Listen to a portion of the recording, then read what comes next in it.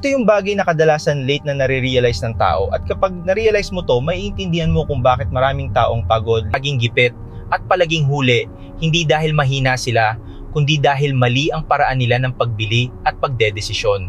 Kasi sa video na nakita mo kanina, yung siksikan, yung paulit-ulit na pila, yung mga taong pare-pareho ang ginagawa araw-araw, ang totoong problema doon ay hindi trabaho. Alam mo ba kung anong totoong problema doon? Yung pagdedesisyon. May dalawang klase ng buyer sa mundo. May cheap buyer at may premium buyer. Ang cheap buyer ang madalas mong makita sa video. Yung laging naghahanap ng mas mura. Yung takot magkamali. Yung gustong sigurado muna bago gumalaw. Yung nagsasabing mamaya na lang. O kaya naman, saka na lang. Hanggang sa lumipas na ang pagkakataon.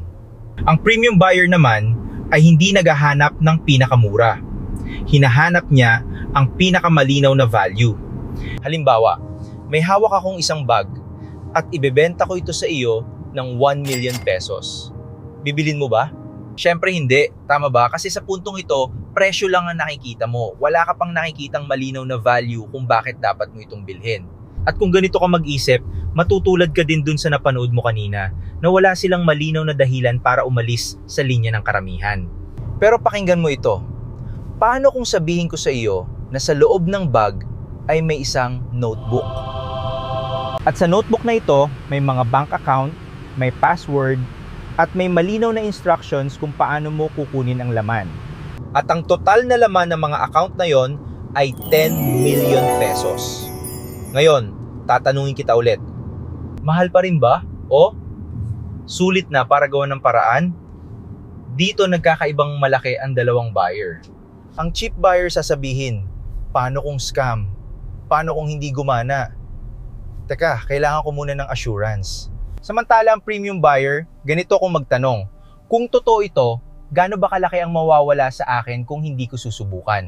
O kaya naman, mas mahal ba ang risk o ang manatili kung nasaan ako ngayon?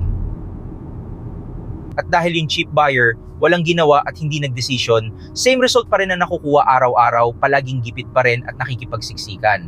Pero ang premium buyer, dahil hindi niya pinalagpas ang pagkakataon at nagdesisyon instantly, kaya mas malaki ang chance niya na magbago ang buhay. Ngayon, ikonekta naman natin to sa realidad.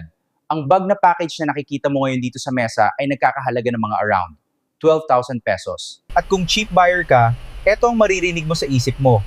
Ang mahal. Wala bang mas mura? Hindi pa ako ready. At habang iniisip mo yan, bumabalik ka ulit sa pila, sa siksikan, sa parehong routine na nakita mo sa video. Pero kung premium buyer ka, eto ang tanong mo, anong pwedeng mabago sa buhay ko kapag binuksan ko to? Magkano ang potential na balik? Kasi ang package na ito ay may potential na kumita ng 10 times o mas mahigit pa. So, 12,000 times 10 is equals to 120,000 pesos. At ang totoo, mas mahal ang hindi pagdedesisyon kaysa sa maling desisyon. Ito na ngayon ang connection sa offer ko.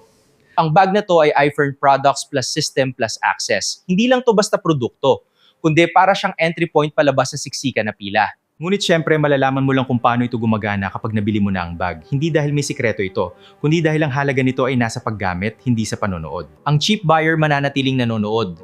Ang premium buyer kumikilos kahit may konting takot. Kaya ang tanong ko sa iyo ngayon ay hindi na tungkol sa pera. Ang tanong ay, gusto mo bang manatili sa video, nanood lang, walang ginawa, at kontento na nakikipagsiksikan pa rin sa pila? O gusto mong ikaw na yung tao na lumalabas sa frame para baguhin ang takbo ng buhay mo? Kung handa ka na, alam mo na ang susunod na hakbang.